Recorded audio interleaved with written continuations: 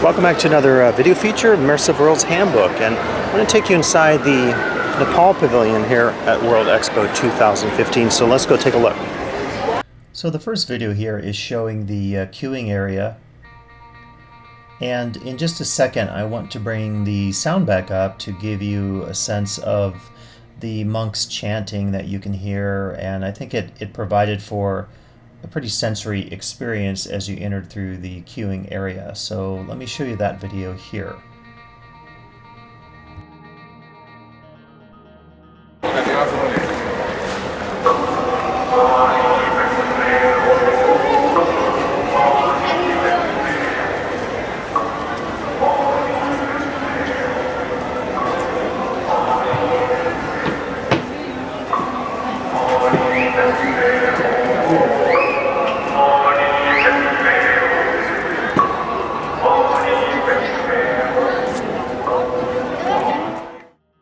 You had a sense then of some of the immersive sound that greeted the guest as you entered the queuing area.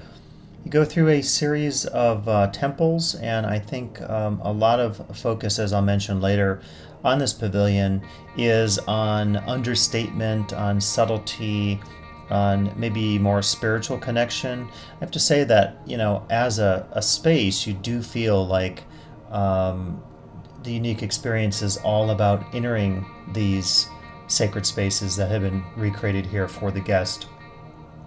And there isn't a lot of technology, isn't a lot of interactivity, so I think it's, again, something that strives to achieve an immersive connection with the guest in a much different sense. It doesn't have the glitz, the glamour, the technology, the money certainly of, say, Germany or China, but I think it does succeed in some other respects.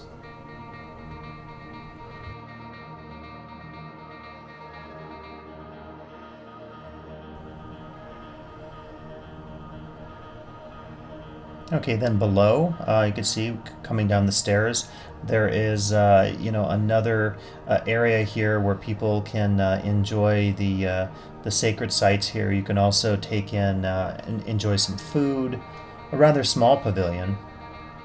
But, the fact that they allow people to just sit, relax, ponder, and reflect here, I think is kind of unique for a pavilion. You certainly see resting places like this scattered throughout the expo grounds, but not so much inside a pavilion. There's a little bit at the top of Germany where you could sit down, but it's pretty hot up there. Austria, as an example, could take advantage of this, but Austria really doesn't promote, in its breathable forest area, doesn't promote this level of relaxation of the guests. So I thought that this was another thing that reflected perhaps certain cultural values associated here with Nepal.